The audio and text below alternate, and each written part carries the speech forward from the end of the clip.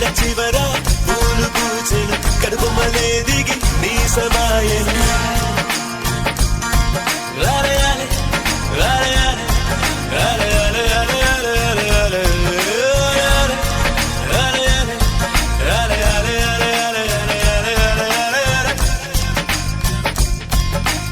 ఆనంద బాష్పాల్లో మునిగా